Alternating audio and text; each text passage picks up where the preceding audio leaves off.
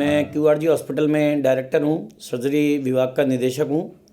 हमारे आज के दिन प्रतिदिन के रूटीन में हम ये भूल गए हैं कि जो हमारी समाज की व्यवस्था थी वो काफ़ी टाइम से बती हुई है। कलयुग, सतयुग आया, द्वापर युग आया और फिर ये आया आज का हमारा जो कलयुग चल रहा है।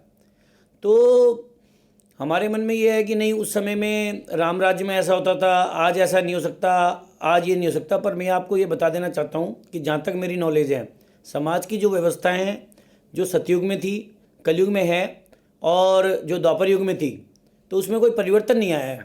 पर्टिकुलरली स्पिरिचुअल पावर्स का कोई मतलब परिवर्तन नहीं आया है। बात है हमारे एफर्ट्स की। हमने अपने आप को बदल लिया, इसलिए आजकल इतनी महामारियां आ रही हैं, नई नई बीमारियां देखने को मिल रही हैं। तो आज हम जो सबसे पहली बात करेंगे वो बात करेंगे स्पिरिचुअल हेल्थ की। स्पिरिचुअल हेल्थ का मतलब है कि अपनी पॉजिटिवनेस से और अपनी धार्मिक जो आपकी नॉलेज है उससे अपने आप को हीलिंग करना, ये अपने आप में नया आयाम है। आज की जो भौतिक डॉक्टरी की बातें हैं उनसे इस बात का थोड़ा सा अलग हटके है।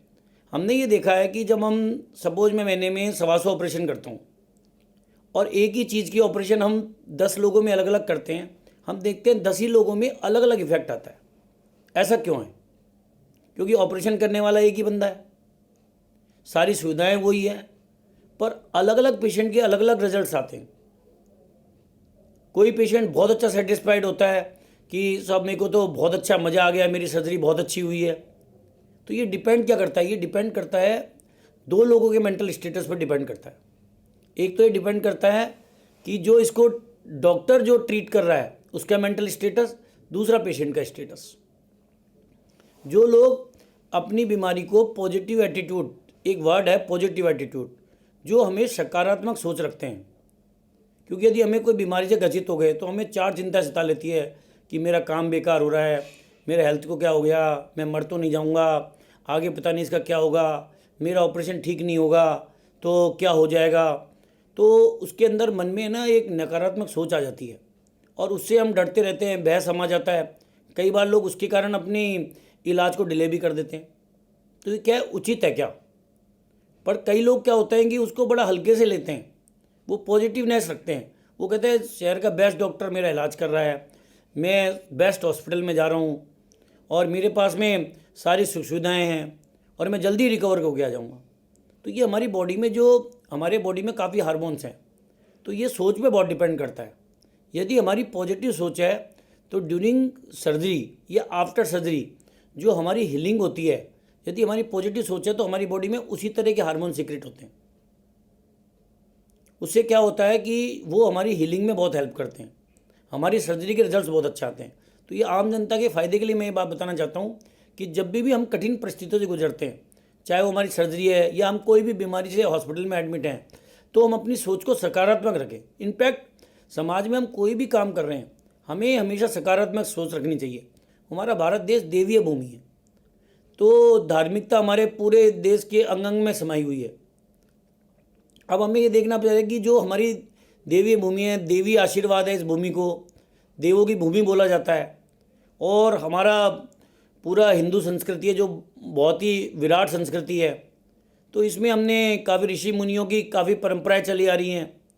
आज भी आपने सुना होगा, मैंने तो देखा तो नहीं है पर सुना है कि गंगोत्री के पास में ऐसे ऐसे ऋषि हैं जो 200-200 साल से तपस्या कर रहे हैं और मात्र गंगोत्री का पानी पीते हैं वो, और सिंपल जड़ी बूटियाँ लेते हैं जो भी आजकल अवेलेबल है उस एरिया में, और मात्र गंगा का पानी पी के, गंगोत्री का पानी पी के वो स्वस्थ रहते हैं।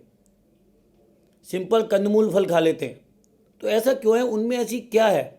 ऐसे हमारी बॉडी, जो हमें भगवान ने जो बॉडी दी है, हमने देखा कि जैसे जैसे युग बदलते चले गए, जैसे सतयुग में लोगों की आयु 150-150 साल होती थी। जैसे हमने सुना कि जब भगवान ने महाभारत करी थी, जब महाभारत का युद्ध हुआ था तब भगवान की आयु 85 थी। जब द्रौपदी चीरहरण हुआ था तो 85 थी और 125 की एज में उन्होंने पलायन किया। भीष्म पितामह की आयु करीब 135 साल थी, जहाँ तक मुझे ध्यान है। आज हमारे यहाँ पे 135 साल जीने वाले लोग बहुत नहीं हैं, पर वो हैं हमारे जो गंगोत्री की कंदराओं में, हिमालय की कंदराओं में जो लोग जिनका कि भौतिक युग से कोई वो नहीं है, वो लोग आज भी वहाँ तपस्या कर रहे हैं और सिंपल जो कंदमूल फल खाते हैं या वो गंगोत्री के पानी पे जिंदा है। तो जो भगवान ने हमें इतनी अच्छी बॉडी दी है, जो कि ये बॉडी कहते हैं हमारे वेद पुराण में लिखा है कि 300 साल तक यदि हम बचपन से ही अपने शरीर का ध्यान रखें तो 300 साल तक हम बिना किसी व्याधि बोलते बीमारी को हम जी सकते हैं, स्वस्थ जी सकते हैं। पहले के लोग बिना इतने बलशाली होते थे, बहुत ज़्यादा गाड़ी घोड़े नहीं होने के बाद भी वो बड़े खुश प्रसन्न रहते थे। पर आज के भौतिक युग में क्या हो गया, आज आप ये देखिए कि 25 साल का जो बंदा होता है उसको इतनी बीमारी आ जाती है, अर्ली एज में डायबिटीज़ हो जाती है, हृदय घात हो रहे हैं, कई सर्जरी की जो बीमारियां 70-80 साल की उम्र में होती थी आज 40 साल की उम्र में होती है। 40 साल के कई बंदे ऐसे लगते हैं कि उनकी उम्र 60 साल है, और कई 60 साल वाले जिनके पॉजिटिव एटीट्यूड रखते हैं उनकी उम्र ऐसे लगती है कि वो 40 साल का है। तो कभी हमें इस भौतिक युग में हम जी रहे हैं, एक भाग दौड़ मची हुई है, पर कभी हमने सोचा कि हम अपने ये ऐसा परिवर्तन क्यों है। समय बदला नहीं है, आज भी वही सतयुग दोबारा आ सकता है, पर बात है कि हमारी सोच को बदलने का। तो हमें पॉजिटिव एटीट्यूड के भी ध्यान रखना है।